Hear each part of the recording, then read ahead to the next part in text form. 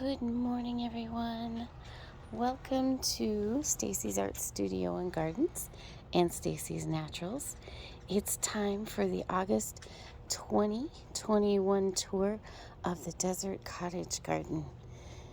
So this is when the Russian sage just actually starts to fall over because it's so heavy with flowers. I love how it grows up through my bench. I know I probably should clean it up, but I just like how it looks. And then, of course, the honeybees are super busy. I'm a little bit early this morning. They're not out yet. But I've tried to catch a little bit of video of them collecting all the lovely pollen. And I don't know who keeps them or if they are just wild honeybees. Doesn't matter. I want to provide organic, pesticide and herbicide-free food for them. And look, I have some chives growing up through my bench as well. Every, end of season, winter, I do clean it all up. But I just like how it's very cottagey. The pear tree's looking good, and it still has couple of big old pears on there, and I think I will be harvesting them pretty soon, and we'll try them out and see how they are. Roses are doing fabulous. They're falling forward, so I keep trying to tying them back. I've moved my hummingbird feeder down here behind everything, which is dangerous for me because I get scratched up when I move it out. But the food had been getting too hot sitting up higher, so I brought it down in underneath the plant life to help it keep cooler. And my lamb's ear, look at that, it's gotten huge. Lovely. Okay, so let's go take a peek, see what's going on. The desert willow tree is at the end of its blooming. We've got a few blooms still on it, but our really long seed pods are on it now, giving it that drooping effect. And it's already starting to turn color. That's how we know we're starting in on fall, when this starts turning this amazing aubergine, purpley red, brown. They're pretty. And let's see, the lavender, the rabbit fell over.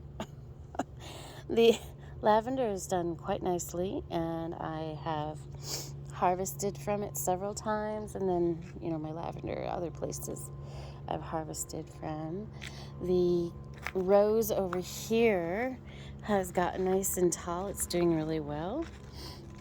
I don't remember the name of it, and I'd have to dig through all down there to try to find the stake, so I'm not going to tell you today. But is that not a gorgeous rose? And they smell fabulous. They are quite delicate. They dry up pretty fast, so I have to get out here pretty fast to try to get a picture of them and to grab the petals. And our blue juniper is doing great. And then this one is a Tess Duberville, and again, they are pretty delicate. This is already partially dried. They smell lovely, and I'm going to have to come out here and grab those petals before they all hit the ground. This thing here is a fake wasp nest, and believe it or not, it does help. It doesn't stop all the wasps from coming around, but it does lower the amount of wasps that we have around. I want the honeybees. I don't like the wasps. And then this one, I can see the name of this one, and again, it's almost dried up there.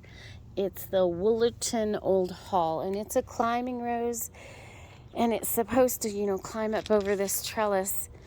It had a hard time this summer. It was super hot, but it's looking really good and healthy now.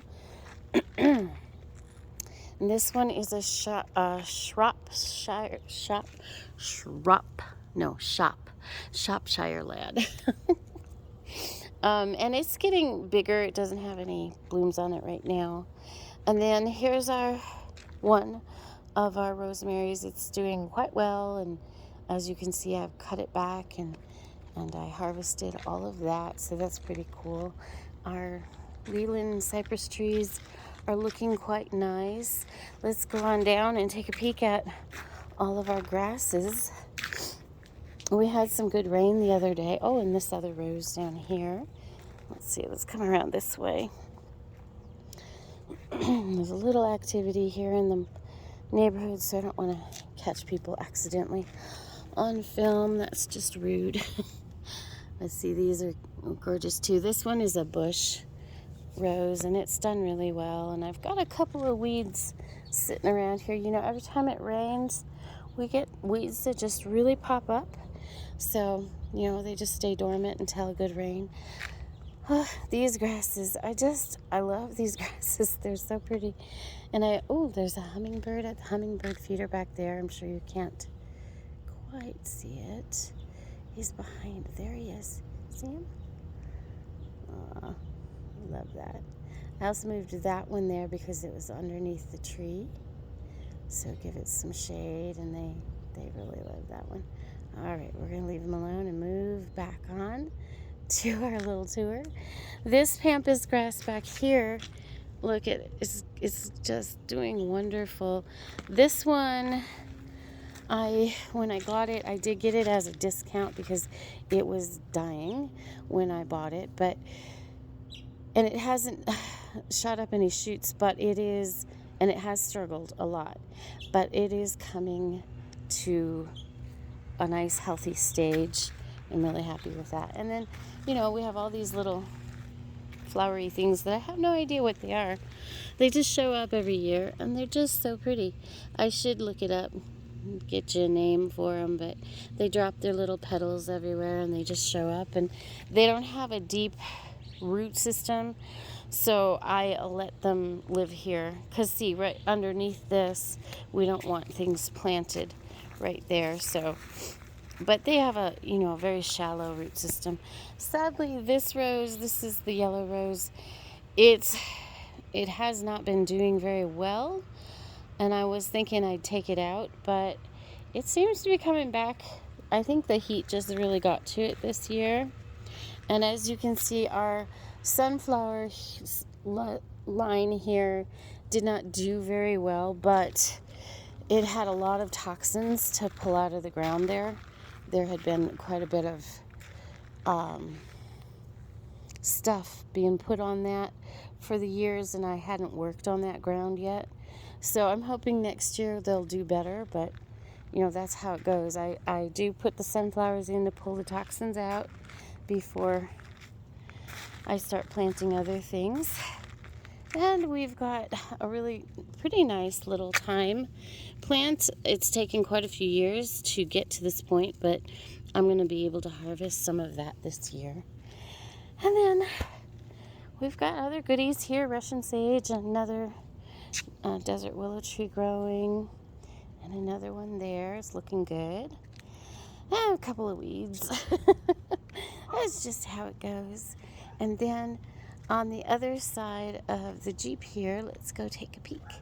Here we go.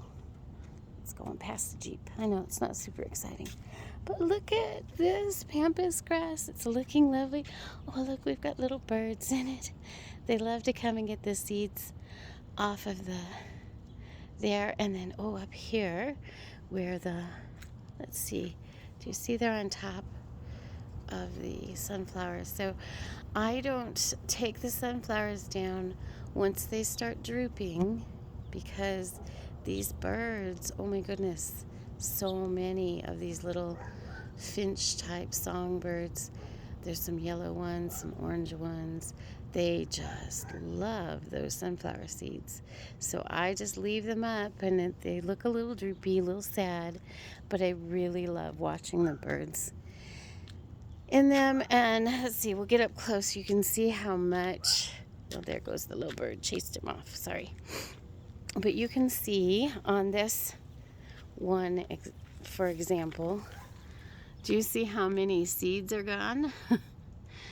So about half of that one, a little bit more than half, and a little bit more than half on the next one are gone. And so those birds they just love them. And then we've got one more rose down here, and we've got a bud on it. Isn't that pretty? And again, I don't remember the name of it. It's a David Austin, though. And these are pretty delicate. Oh, look. We've got a great big bumblebee getting himself some pollen. They are the sweetest things. They really are. I love how they're classified by, there was some silly thing and it said bumblebees are the teddy bears of the bees. And then the honeybees are just busy working and the wasps are just mean. All right, let's head back on over in this side and take a peek at everything that's going on. Again, the plum trees are looking really good. They did not produce. We did have one little plum and we shared it and it was very tasty. So I think that next year we should have some produce. They do need trimmed back, straightened up a little bit. So I'll be working on that this winter when it's time to do that. These sunflowers are mostly done. Again, I'm leaving them hang. As you can see, they're being eaten up by the wonderful little songbirds. I do need to tie some of them back because you run into them when you walk by. So I've got to work on that. But I hope you've enjoyed the little tour of the Desert Cottage Garden. Again, I'm really careful about the water usage here in all of my gardens, of course. But this one in particular is the best one. Oh, look, we've got a hummingbird again. We can finish up our tour watching a hummingbird. Isn't that lovely? It's been a nice morning out here. I have, it's always some work to clean things up, to pull out, old plants that need to go, such like that pot. I've got some. It's weird, some mums grew back there, but they never did do much, so I've got to pull those out. And the pansies in that pot behind it, they have lived there for over 2 years, but they're just about worn out, so I'm going to be getting some new ones to stick in there soon.